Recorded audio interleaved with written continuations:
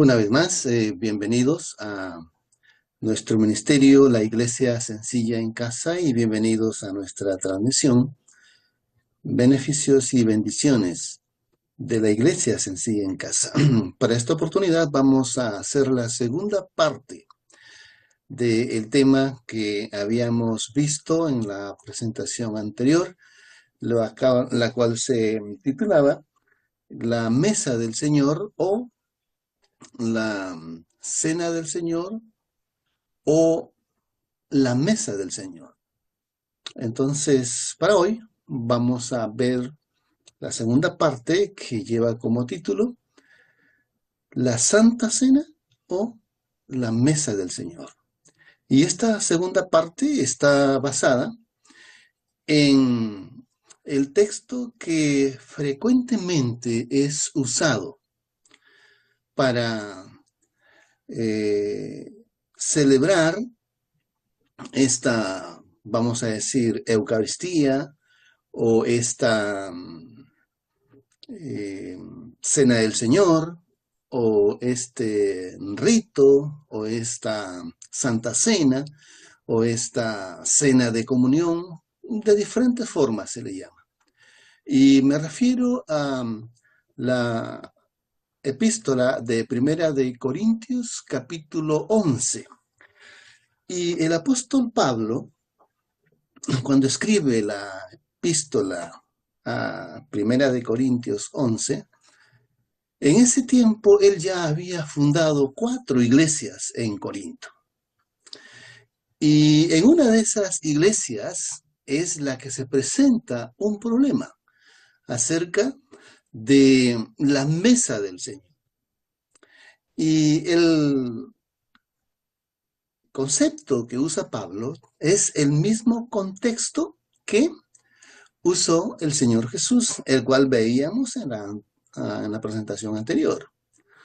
El concepto que usó el Señor Jesús es de que esa mesa del Señor era una comida completa en la cual esa comida, al comer juntos, representaba una nueva vida en Cristo, una vida de compañerismo y una vida de unidad familiar.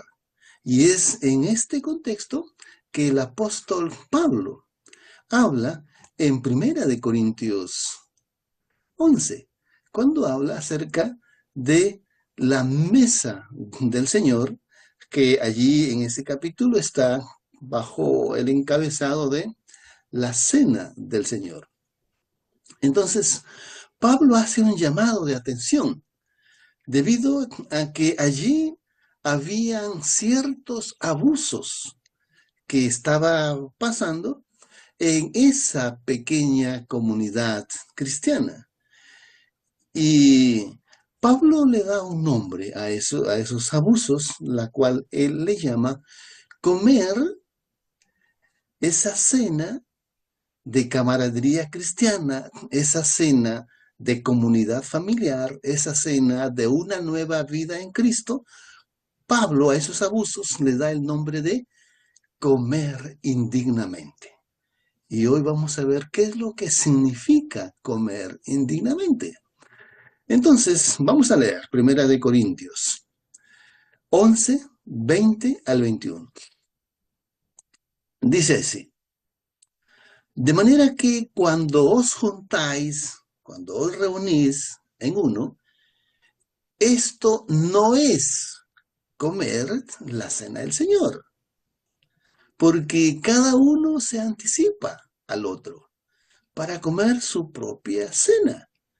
Y el uno tiene hambre y el otro está embriagado. ¿Me están entendiendo? Aquí Pablo no está hablando en un templo o en una iglesia, en un templo llamado iglesia. No. Pablo está hablando de las reuniones que se hacen en una casa. Y usted si lee el resto de los capítulos, especialmente el capítulo 14, ahí va a ser enfático él. Cuando se reúnan en la casa para estudiar la palabra de Dios y para comer juntos, dice ahí. Entonces de eso está hablando Pablo aquí. ¿Y cuál es ese, ese hecho de comer la cena indignamente?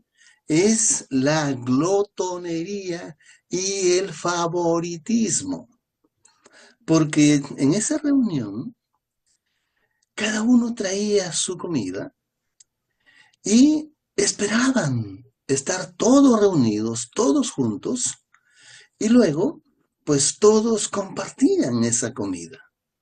Esa comida, como ya mencionamos, una comida completa, una cena completa.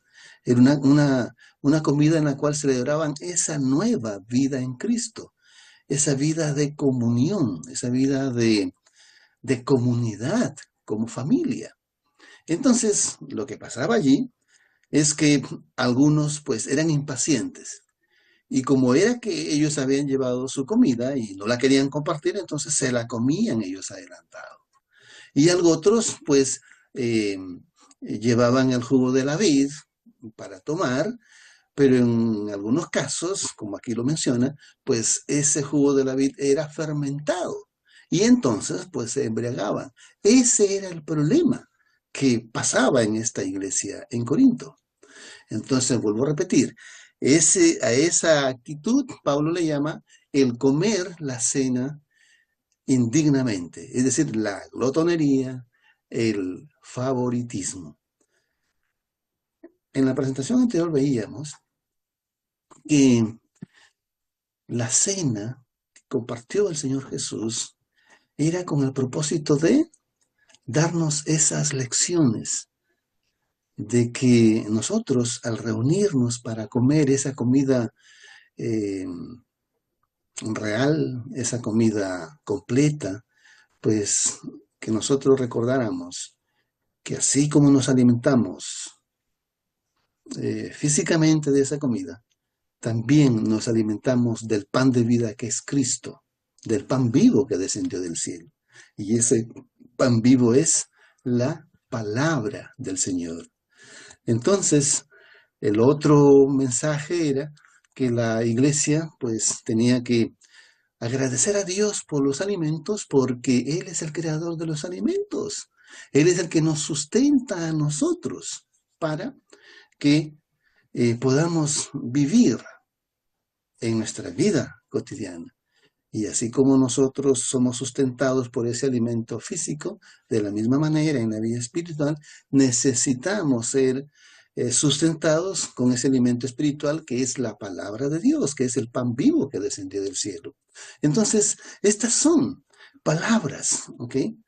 Que nos alimentan, que nos edifican, que es la palabra de Dios.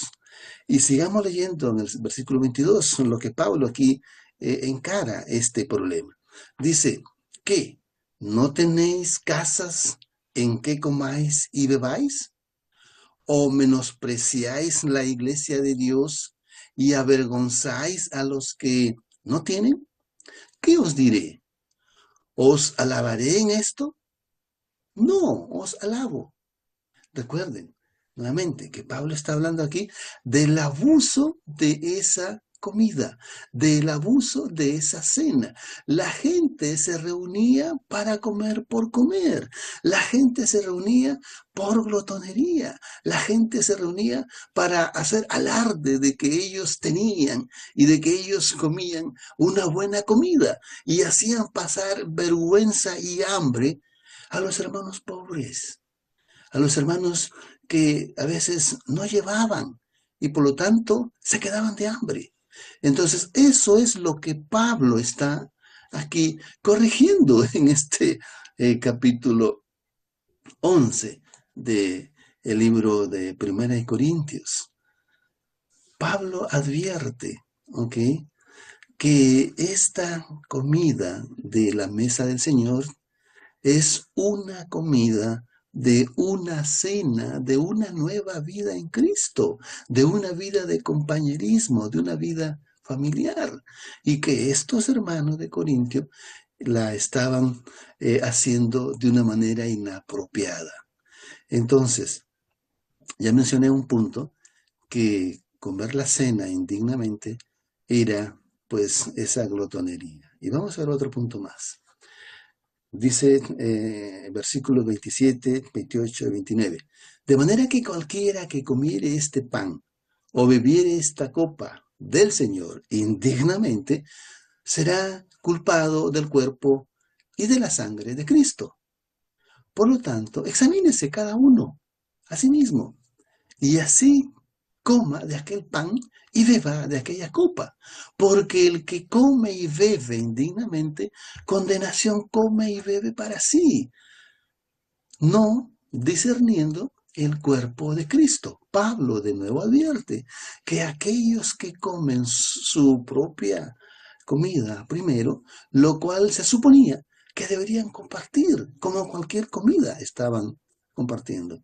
Y esa actitud, pues entonces los exponía a ser disciplinados por la iglesia allí en Dios.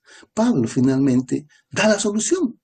Y la solución es bien simple. Leamos el mismo capítulo, 1 Corintios 11, 13 al 33, perdón, 1 Corintios 11, 33 al 34. Dice así: así que, hermanos míos, cuando os juntáis a comer, esperaos unos a otros, y si alguno tuviere hambre, coma en su casa, porque no os juntéis para condenación. Las demás cosas las pondré en orden cuando yo viniere. ¿Estás entendiendo? No está hablando de un pan, o no está hablando de una galleta, no está hablando de un trago de vino o de jugo de la vid, no. Está hablando de una comida completa, tal como el Señor Jesús hizo en esa cena que nosotros le llamamos la última cena. Fue una comida completa.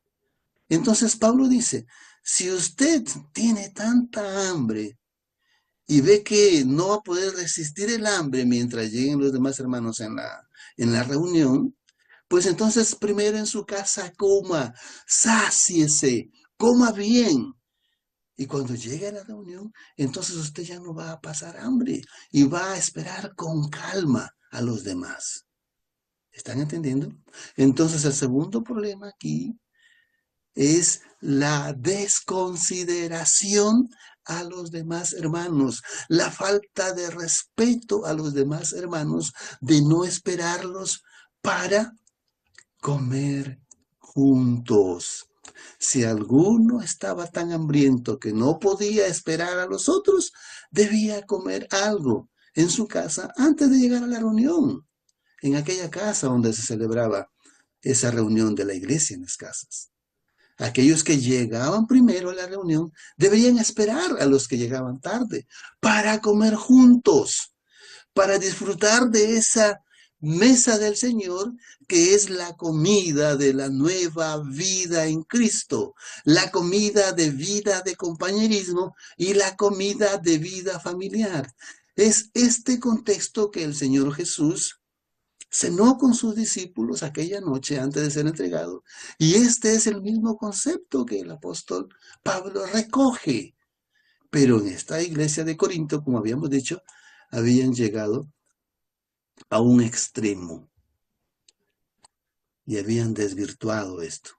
Contextualmente, la ofensa que se había dado en la comida, que es una cena de nueva vida, una cena de vida de compañerismo, una cena de vida familiar, era que ellos habían caído en la desconsideración para los otros hermanos. Cuando miramos el pasaje entero, Pablo se refería, vuelvo a repetir, a la comida que es una cena de nueva vida en Cristo, a la cena de vida de compañerismo, a la cena de vida familiar, y esta es la mesa del Señor. Esta es la lección importante en esta epístola de 1 Corintios 11. Entonces, los hermanos de esta iglesia de 1 Corintios 11, ellos se reunían no para acordarse de Cristo, no para agradecerle por la vida que nos dio en el Calvario, la vida eterna, no para acordarse de Cristo o hablar de Cristo, no para reconocer que es un regalo de la vida. Ellos se reunían para comer solo por comer, por glotonería, inclusive, ahí hemos leído, hasta se embriagaban, hasta se emborrachaban.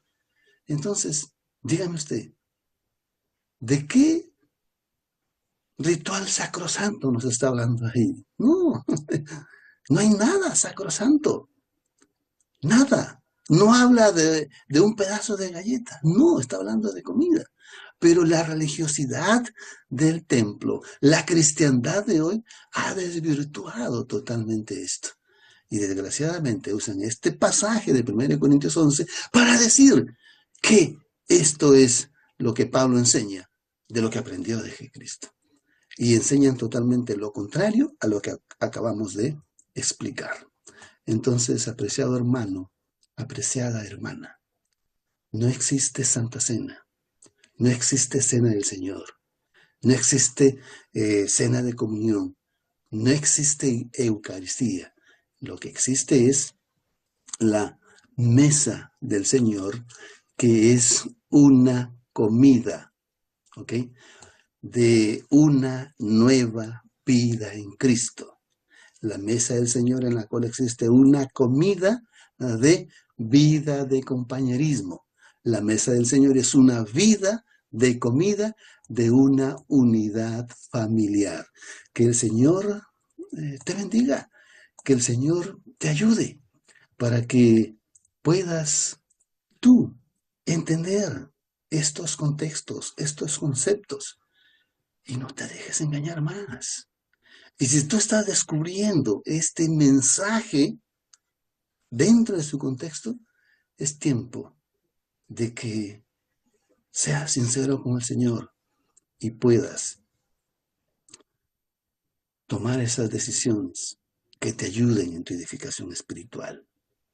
Nuestro deseo y oración es que el Señor pueda edificarte espiritualmente. Y nuestra intención en estas presentaciones es para ayudarte a edificarte espiritualmente y que el Señor pueda añadir bendición y puedas salir de toda esa religiosidad del templo. Que Dios te bendiga. Antes de irte, queremos decirte que el propósito de nuestro ministerio es apoyarte en tu crecimiento espiritual, en el conocimiento de la palabra del Señor y en el conocimiento de la voluntad del Señor. Si este mensaje te ha servido espiritualmente, queremos decirte que tú nos puedes apoyar. Tú nos puedes ayudar cuando miras un video, cada vez que te suscribes, cada vez que le das un me gusta, cada vez que haces un comentario o cada vez que lo compartes. De esta manera, es la forma como tú nos puedes ayudar para que nosotros podamos llegar a otras más personas. Estas son nuestras redes sociales y vías de contacto para que nosotros podamos servirte de una mejor manera. Que Dios te bendiga.